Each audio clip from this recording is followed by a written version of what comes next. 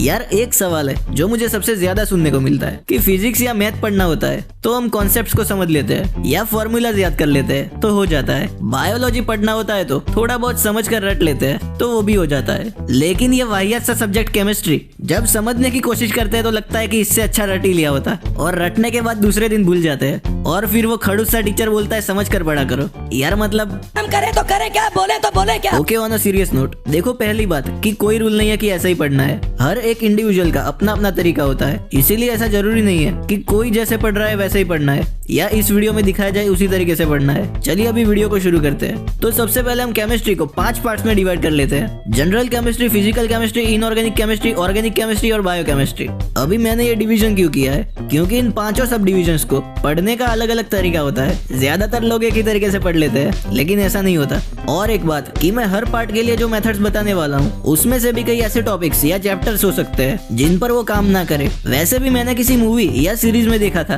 कि केमिस्ट्री का मतलब है एक्सेप्शन, वो मुझे अभी याद नहीं आ रहा है। किसी को पता है तो कमेंट कर देना कि ये कहाँ पर आता है। आइए अभी बारी बारी देख लेते हैं कि कैसे पढ़ते हैं और लास्ट में कुछ बोनस टिप्स देखते हैं जो ओवरऑल इंप्लीमेंट होती है। पहले आता है जनरल केमिस्ट्री, जिसमें केमिस्ट्री के काफी सारे basic concepts, molecular structures, chemical bonding वगैरह आता है। और अगर आप एक बार ध्यान से पढ़ लोगे तो उसको आपको ज्यादा पढ़ने की जरूरत नहीं पड़ेगी। एक बार पढ़ने के बाद महीने में एक आध बार आप खोल के देख सकते हो, क्योंकि उसमें बेसिक कॉन्सेप्ट्स ही होते हैं और याद भी इजीली हो जाता है। वैसे मैं समझ सकता हूँ कि आप में से कईयों को ये मुश्किल लग रहा होगा, लेकिन जैसा मैंने आगे बोला कि हर एक का अपना अलग अलग तरीका होता है और किसी को कोई चीज मुश्किल लग सकती है और किसी को कोई। ये बस मैं मेरे पर्सपेक्टिव से बात कर रहा हूँ। दूसरा आता है फिजिकल केमिस्ट्री, जिसमें थर्मोडायनेमिक्स, काइनेटिक्स, इलेक्ट्रोकेमिस्ट्री वगैरह आता है। बाय द वे कौन सी कैटेगरी में कौन से चैप्टर्स आते हैं वो मैंने इस वीडियो में आगे दिखा दिया है, अगर आपने मिस कर दिया तो वापस देख सकते हैं। इस कैटेगरी में वो चीजें आती है जो आपको पहले समझनी पड़ती है। वैसे जिसको फिजिक्स में ज्यादा इंटरेस्ट है उनको इसमें ज्यादा दिक्कत नहीं होगी। इस कैटेगरी में एक प्रॉब्लम वहाँ आती है कि कुछ चीजें समझने के बाद भी हजम नहीं होती कि ऐसा कैसे हो सकता है। अगर आप डेली केमिस्ट्री पढ़ने बैठते हो और आपके पास काफी टाइम हो तो आप हर एक चीज समझ सकते हैं। अगर आप उस कैटेगरी के बंदे हो तो समझो, गो फॉर इट। लेकिन जब ऐसी सिचुएशन आए कि काफी करने के बाद भी समझ नहीं आ रहा और एग्जाम में भी टाइम नहीं है तो ज्यादा मत सोचो, जो टॉपिक में गड़बड़ी लग रही है उतना रट लो और आगे बढ़ो। इससे रिलेटेड एक और चीज है जो वीडियो के लास्ट में बोनस टिप्स में आने वाली है। 3rd नंबर पर है इनऑर्गेनिक केमिस्ट्री। इसमें कुछ पोर्शन जैसे कि पीरियोडिक टेबल, केमिकल बॉन्डिंग वगैरह थोड़ा बहुत समझने वाली चीजें हैं, तो जितना समझ सकते हो समझ लो, बाकी सब इसमें रटने वाली चीजें हैं। अभी बहुत लोग गधों की तरह रटने बैठ जाते हैं। अबे कोई भी चीज याद करने की सब लोगों की अलग अलग टेक्निक होती है। मैं ये नहीं कह रहा हूँ कि आप जिस हिसाब से रट रहे हो वो गलत है, लेकिन वो रट के क्या फायदा है जो सुबह उठते ही आप भूल जाने वाले हो।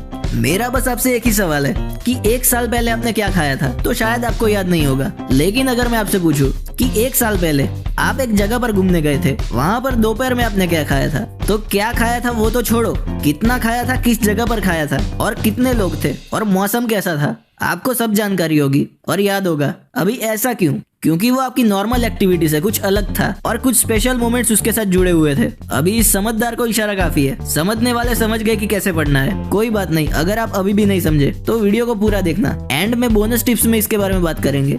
यहाँ तक वीडियो देख लिया है तो एक बार लाइक जरूर कर देना, इससे दिल को थोड़ा अच्छा लगता है। 4th आता है ऑर्गेनिक केमिस्ट्री। अभी इसे पढ़ने का कोई कुछ भी बोल दे कि ऐसे पढ़ना है, लेकिन इसे पढ़ने का सिर्फ एक ही तरीका है। अगर आप कॉन्सेप्ट को समझ लोगे तो भी सब चीजें आपको रटनी ही पड़ेगी इसमें। इसलिए आप ऑर्गेनिक केमिस्ट्री को रोज बुक खोलो और एक बार देख लो, रटना मत, बस सब टॉपिक्स को एक बार पढ़ लो। ये चीज आपको डेली करनी है। अभी हाँ भैया, मार्क्स चाहिए तो बुक तो खोलनी पड़ेगी, ऐसे ही मार्क्स मिल जाते तो सबकी रैंक 1 होती। नंबर 5 पे आता है बायोकेमिस्ट्री, जिसके लिए कोई अलग से चीज नहीं है, सेम ऑर्गेनिक केमिस्ट्री जैसा इसमें करना है, क्योंकि इसमें कार्बोहाइड्रेट्स, प्रोटीन, लिपिड वगैरह के स्ट्रक्चर और एग्जांपल आते हैं जिन्हें रटना ही पड़ेगा, पर रटना मुश्किल भी है। इसलिए रोज बुक खोलो और एक बार देख लो। बायोलॉजी में इंटरेस्ट है तो जल्दी समझ में आ जाएगा। अभी बात करते हैं कुछ बोनस टिप्स के बारे में जो ओवरऑल सब चीजों पर इंप्लीमेंट होती है।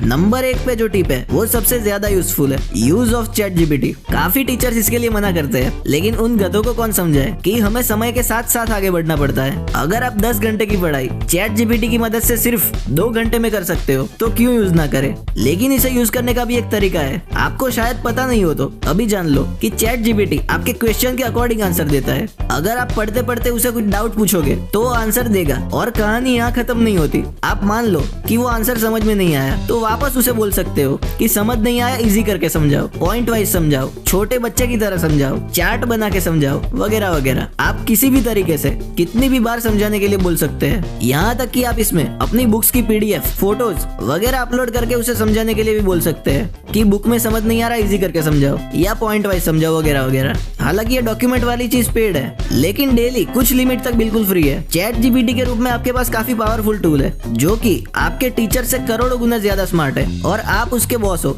जो आपकी सारी बातें मानता है। ट्यूशन की जरूरत ही नहीं है अगर सही से इस्तेमाल करना आता है। और कोई टिप्स नहीं है क्योंकि ये सबके लिए अलग अलग हो सकती है। फिर भी आपको और कोई डाउट हो या चाहिए कि मैं किसी टॉपिक पर वीडियो बनाऊं तो कमेंट कर देना। मिलता है अगले वीडियो में।